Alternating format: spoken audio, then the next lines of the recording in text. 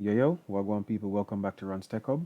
So in this one, I'm going to do a quick telling or showing of how to use Wondershow FIlmora X or FIlmora 10 to actually edit video. Now this is my main video editor of choice. I do have Premiere Pro as well, and I'm actually going to move back to using Premiere Pro, and I'll explain why at the end of the video. All right, let's jump into this one.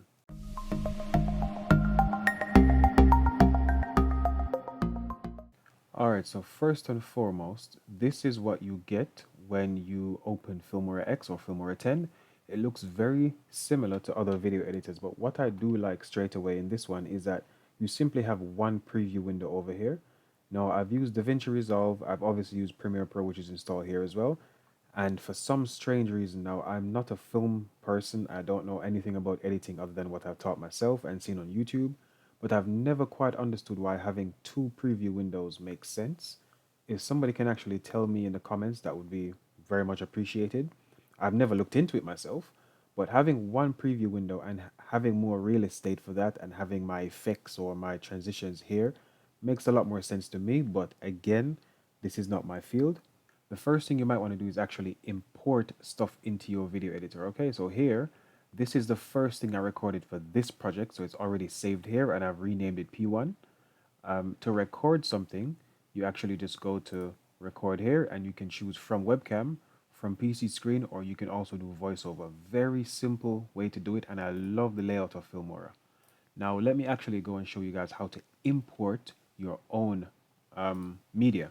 Let me close these windows first. I'm gonna go to my desktop because that's where I keep everything. And on my desktop, I have a folder here called Zim Apex. Now, I'm working on a video that's going to show people my settings on the Zim Apex. If you don't know what that is, don't worry too much. In here, I've got three files I want to use. Two of them are images. So these are two PNG files. And this is an MP4. So that's a video. So I'm going to highlight both of these. Well, all three of these. I'm going to go back to Filmora. And I'm going to have this on the side here. I'm going to drag it to one side. Then I'm going to simply click and hold and drag this into Filmora. And when it says copy there, I'm going to let go and it's going to drop these into Filmora. Okay, so that's how I get my clips in. Now you can also click on where it says import media here, and you can then browse to the location you want using the folders on this side. But I just find that using this method is a lot quicker for me because I always have my things or my media files in folders, and this is quicker to drag and drop in. So that's how you import media files. The next step, I'm going to actually show you guys how to start editing this straight away. All right, so down here, you can see we have the traditional timeline where we have this first track or this first line, let's say that is for video. The second line is for audio. Now, it's a bit tricky or a bit different the way they do it in this one. Normally in, for example, Premiere Pro or Davinci Resolve, when you drag a video in, it automatically splits it in audio and video tracks. But for FIlmora X, if I drag this one in, I simply drag it into here and it keeps it. Okay, Yo, Wagwan people, welcome back to Run's Tech Hub. I'm going to leave it as that. When I drag it in here, it keeps everything as one entity. So video and audio are still joined. Other video editors separate it. Now, I prefer it being separate because I can then work on separate sections of the audio a lot easier. But this is how Filmora does it. Now, to separate the audio, you simply right click. This is Filmora 10.5. In version 10.7 and possibly above, you will have things looking slightly different. For example, when I right click and I do detach audio, which is what I want to do, this is in 10.5. In version 10.7, you might have to go up to where it says audio somewhere up here, and then you click on detach audio, but it's exactly the same process. So again, I want to have my audio and my video detached because it's just a nicer way for me to look at it. It's not something you have to do. It is not a requirement. It is just something I like to do. Right click, I'm going to detach my audio so I can see it separately. And I know my audio in this is a bit low, so I'm going to increase the volume of this.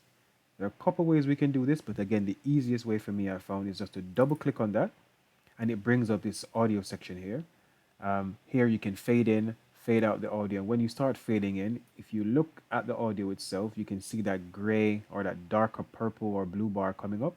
That's where the fading starts and stops. So down here is the lowest point of the fade in and down here is the highest point where you can actually hear more of the audio.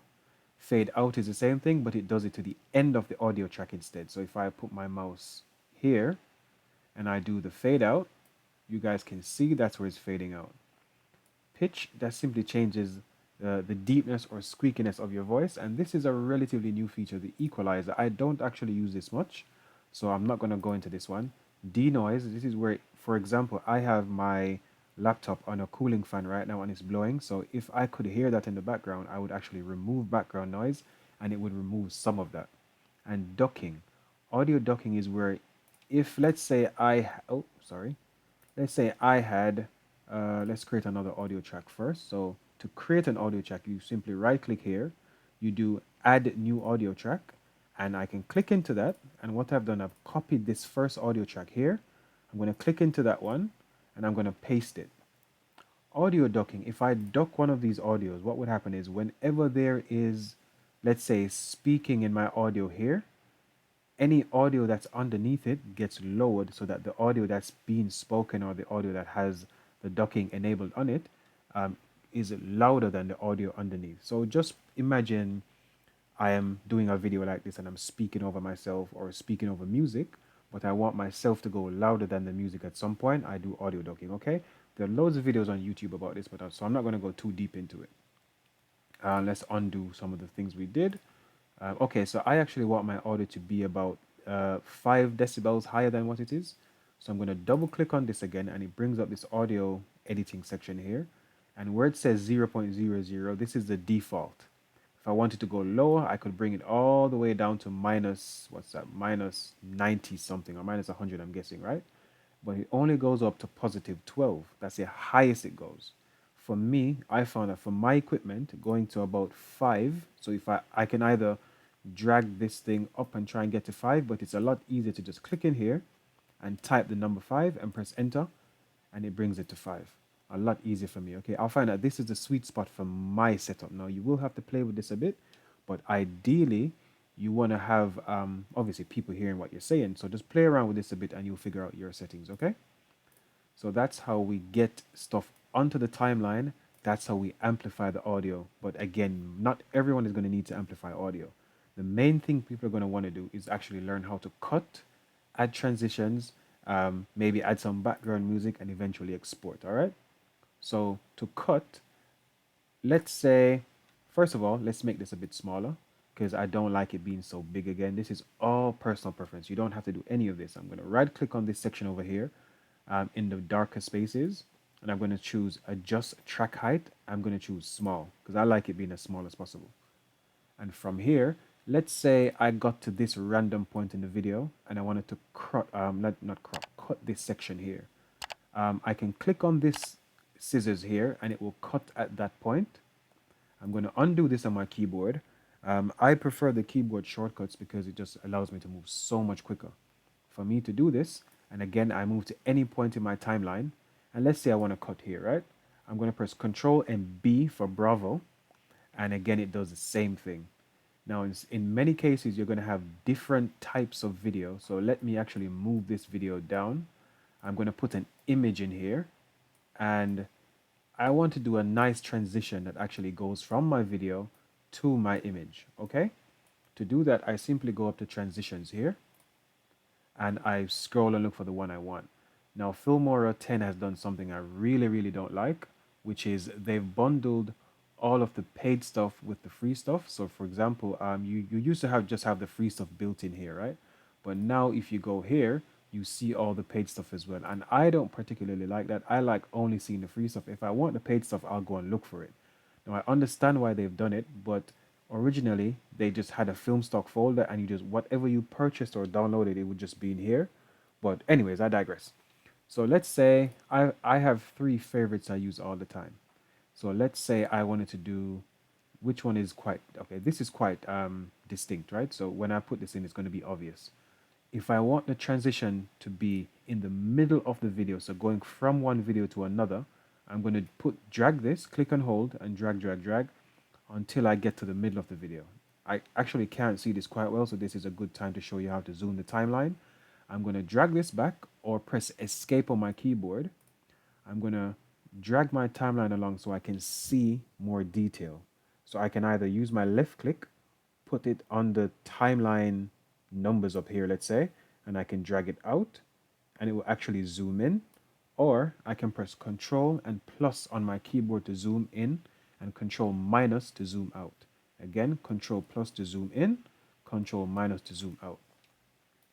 And let me zoom in a bit more, and I want my transition to be somewhere here. So it's going to go from my video to my image. Again, I'm going to click, hold, and drag onto the timeline. And as you can see, it snaps into place. That middle one, let's see what that looks like. I'm going to show you guys quick. That's what it looks like there. Now, if I snap it to the left-hand side, it only transitions at the end of that video, but not going into the new one. Let's look at that. Just put that game in, and I'm going to show you guys quick. See, it looks very similar, but it does something. I notice a difference. That's all I can say. If I play this one, let's play it a bit closer. I'm going to show you guys quick. See? So I think for me, for this particular video, having a transition in the very middle works. Now, why would you want to have a transition on either side? It's good for intros and outros, let's say. So for example, most people, when they do a video, they normally have the video fade in or fade out at the very end. So this is the first part of the video. And as you can see down here, maybe there's not much audio happening. So this might be a good place to have the video fade in. To do that, I simply click on the fade. Now you can go in and search for the one you want. And to do that, you go to recommended, and this has every single one that FIlmora has built in, paid and free. So maybe let's choose a different one. Let's choose Dissolve. And to use that, I click on it once. It's going to start downloading, and I can drag it onto the beginning of the video. And as you can see, it snaps into place again. But let me do escape, and let me zoom in on my video so you guys can see that a lot clearer, okay? Let's drag this all the way to the beginning. I'm going to click on Dissolve here. Drag it down here, and as you can see, it looks a lot bigger. So now when I want to move my cursor back to play it, I can either press home on my keyboard, or I can click here and simply move the slider along and drag it all the way back to the start. Again, to move it back to the beginning, I press home, or I can drag it all the way back. To play it, I can either press play, where's play here, or again, I use a shortcut, and it's normally space. In most languages, it's going to be space to play. I'm going to press space. There we go. As you can see, that kind of faded in. Dissolve is kind of a fade in as well. Okay, was that fade or? Yeah, that was dissolve. And that's how the transition looks at the beginning. If I put a transition at the very end of this image here, I'm going to drag this, drop it there, and when I put my cursor here and I play it, you'll see what it looks like when it's played. Let's put it a bit closer. So can you see that nice effect that has the video fading out? This is what most people tend to use for when they're doing videos. What's next? Let's add some audio. This already has audio, but that audio came with the video. If I wanted to just add audio, again, I go back to media. I can do import media, and let me show you how to do it this way as well. The other way was to actually drag the files in. This way I'm going to do import media here. I'm going to go to my desktop is where I have all of my stuff. And I'm going to go to YouTube resources. I'm going to go to audio, and I'm going to go to one of my songs here, right? The one I really like is Violet Spirit, I believe. I'm going to double click on that. And as you can see, it imports that audio here. If I wanted to use that as background music, I already have an empty track here, but I'm going to delete that empty track to show you how it would work. So to delete it, I simply right click, and I choose the delete empty tracks, and anything that's empty, it will get rid of it, right? So there, is this track actually empty though? Oh, no, there's some audio here. So let me delete this audio first, delete there, and actually right click again, delete empty tracks, and it will get rid of that bottom one there. I'm going to undo that and show you the other method. Even if this track has something on it, it's not empty, and you want to get rid of it, which I don't recommend doing, because it's kind of a tricky situation to go back and try and undo stuff you've done. You can do right click and delete selected track. So if you select the track first, so you click on it so it goes black or dark purple, whatever that is, right click, choose delete selected track. And again, I don't recommend this version because sometimes, as you saw earlier, there might be some audio at the very end that actually has to connect to something later on, and deleting it, you might have a headache if you've cut it in a specific place, okay? But it's not the end of the world. It's just, I think it's much better to do delete empty track. So if the track is empty, fine, get rid of it. Now to add my audio onto my video and have it as background music, I'm going to click on my audio. I'm going to drag it down here. And as you can see, it comes in, it actually recreates that last audio track and adds the audio as well. I'm going to play it. Yo, Wagwan people, welcome back to Run's Tech Hub. If you can hear that, I'm not sure if you guys can hear that, this audio is way too loud. So to reduce the volume of that, just like we did earlier with this one, instead of increasing it to 5, I'm going to decrease it to about 20 or 30. So to about minus 20 actually to minus 30. So I'm going to double click on that. I'm going to go here, and again, I can use my slider here to drag it all the way down. But again, I prefer to enter the numbers manually. So I'm going to do minus 25. That's normally a good number for me. Minus 25 to minus 30 is normally a good number. I'm going to click OK, and I'm going to just play. I'm going to be showing you guys my Zim Apex settings. Sounds good to me. I can hear myself much louder than the music is. And that's how you add background audio. Another thing that you guys might want to do is to maybe add titles. That's quite important. Let's say you have a video. This video is going to be called Zim Apex Far Cry 6 settings.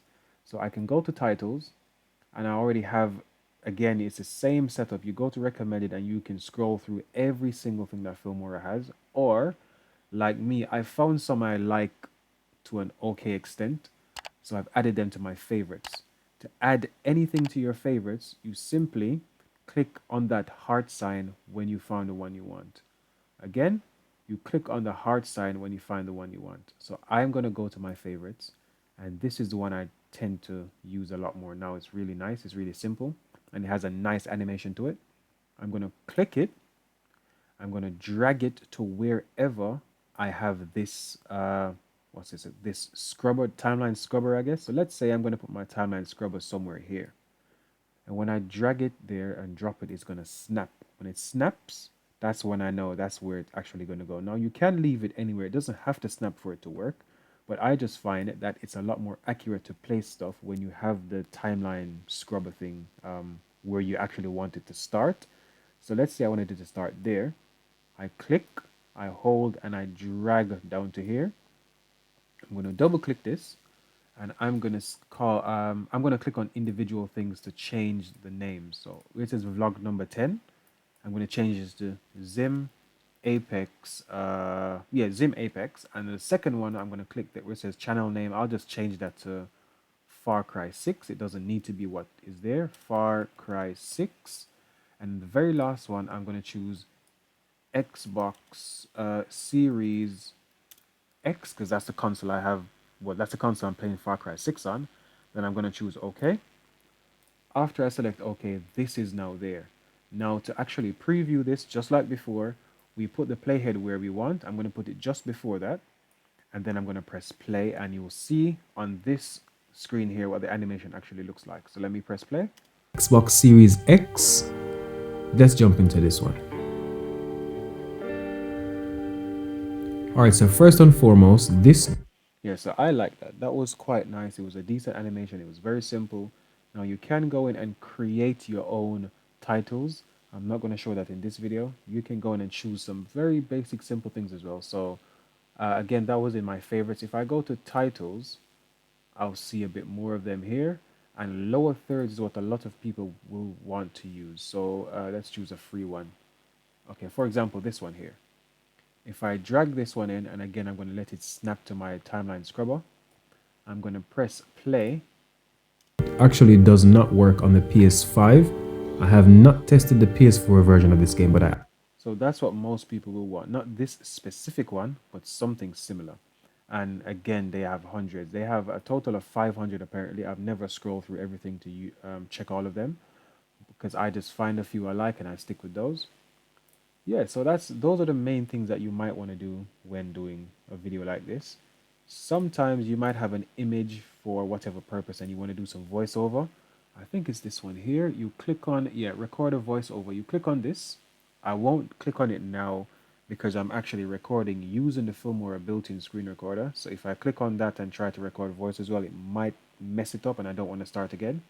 So you click on that and you simply start recording your voice. And when you're finished, just like we edited the audio here, where we increase the volume or decrease the volume for that one, you do exactly the same thing. You can move the audio along the timeline as well to select where you actually want it to start. So let's say I had, let's break this song up into two, okay? Let me break it here. Oh, that's a good one. So to actually break one individual thing, you click on it, make sure it's highlighted, and then you cut it, right? If I wanted to cut multiple things at the same time, there are a couple ways to do this as well.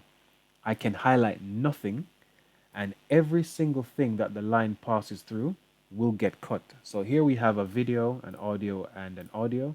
If I click there, it cut. Oh, sorry. I need to not highlight anything to do this. So if I click there, it cuts everything that the line goes through. Now imagine that you wanted to just cut maybe the first thing here and the last thing here, but leave the one in the middle the way it is. The way I do this anyway, I highlight both things. So I click on the first one, then I press Control on my keyboard, CTRL, hold it down, and then I go to the second thing or the third thing I want to cut, right? And from here, again, I move my timeline scrubber and I click this, and it will only cut the two things which are highlighted. Or, let me undo that. Or, same thing, highlight the two you want to cut, and I press Control, hold it down, and press B for Bravo, and that cuts it. I don't know why it's B. It might just be break and not actually cut, but anyway, it's Control B, and it cuts individual things. Now, if you wanted to move something along the timeline, so let's say you wanted to have me speaking here and I want no music in the background, but I have this really nice song I want to continue using, I simply highlight the section I want to move and I just drag it along. Okay, so this is me clicking, holding, and dragging along. And when I move to the very end of my audio, which is the purple one at the top, it's gonna snap, and that's exactly where this audio file stops. And this one will start exactly at that point. And that's how we mess around with the audio. What else can we do? What else can we do? I think those are the main things that people would want to know how to use. I am gonna try and do a more comprehensive video, but let me just give a few thoughts on Filmora so far. Now, I absolutely love the simplicity of Filmora. It is a very lightweight program. It is very fast. It's very efficient in terms of how it exports video. When I export in Premiere Pro a similar project, it takes quite a while. In Filmora X, it doesn't take nearly as long. I don't have specific numbers, but I have done things and I've noticed, wow, this is going to take a lot longer than if I did this in Filmora. Filmora also does have decent GPU rendering. So to make sure that you're using your graphics card, if you do have a dedicated one, so I have a Dell XPS 15, which means I have a 1050 Ti 4 GB version.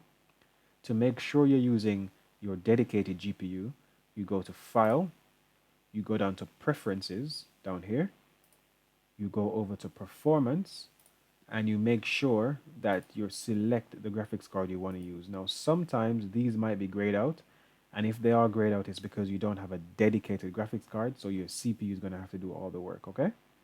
Another thing you might want to pay attention to is your cache and your proxy files. So again, I go to File, I go to Preferences, and I go all the way down here where it says automatically create proxies when media resolution is higher than, and I set the media resolution. So anything above this resolution will get turned into a proxy file. Now, why do you want to use a proxy file? You use a proxy file so the software or the computer creates a smaller file than the one you're using. For example, all the video files that I record on my phone, which is a Motorola G100, I record at 4K 60 or 1080p 60. That simply means full HD at 60 frames per second. Now, on some PCs, that can be quite taxing, meaning it might slow the PC down when you're scrubbing through stuff like this. It might slow the PC down, it might start to lag, and that's ideally not what you want. You want everything to be as smooth as possible. So again, File, Preferences, and you scroll down to here. I would set this to 720. That's probably the best one to have it at. Having it lower than that is not an option, and having it anything above that, it might make your PC a bit slower. and 720 is still very usable resolution when editing videos, okay? Let me do cancel. Another good thing you guys might want to look at, I haven't looked at effects or elements or split screen because I don't use these sections much. I just edit quite simple videos and I export them. So when exporting, you're going to go to the export button here at the top right, click export, and you're going to want to choose the settings that are best for you. When I'm doing my videos recorded from my phone, I normally go to settings here and I make sure I change the resolution to 4K, which is 3840, so 3840 by 2160. I click on that and my frame rate is normally set to 60 FPS. 60 frames per second simply means 60 images being processed or being shown per second. Click on that. Bitrate, YouTube has a specific bitrate that you should follow if you're uploading to YouTube. You might be uploading to Twitch or to some other service. Find out what bitrate they need for whatever resolution you're trying to export at. For me, for YouTube, I think it was 65,000 kilobytes per second. So you can either do 80, 40, well, whatever number you want to do, but I normally just scroll down and do custom. So again, just scroll on the scroll wheel and go down to custom. And I type in, I think it was 65,000 as an example, okay? I press enter, that locks that number in, and I do okay. I don't normally mess with the audio much because 192 kilobytes per second is normally decent for audio on YouTube, unless you're recording with some super high quality mic. But to change that, you simply click on, well, that section there and go down to 320 kilobytes per second is the highest you'll get for MP3 audio, which is what this is using, or AAC audio, sorry. So 320 kilobytes per second. Yeah, that's it. Leave it as stereo. Don't worry about anything much down here. The video quality is the main thing for YouTube. And then at that stage, you just click OK. And if you're happy with all the settings, so I'm going to do 4K video at 60 frames per second, it gives you a rough file size of let's just say 3.5 gigabytes, roughly, or 3,500 megabytes, roughly. And then I just do export. When you click on export, it will start saving the video to where you've chosen to save it. And that's it. You're done and dusted. There's nothing else to actually do. So this was just a really quick overview stroke how to edit quickly in Filmora. Hope you guys liked it. Please like, subscribe, comment, share, do the whole thing. Thank you very much.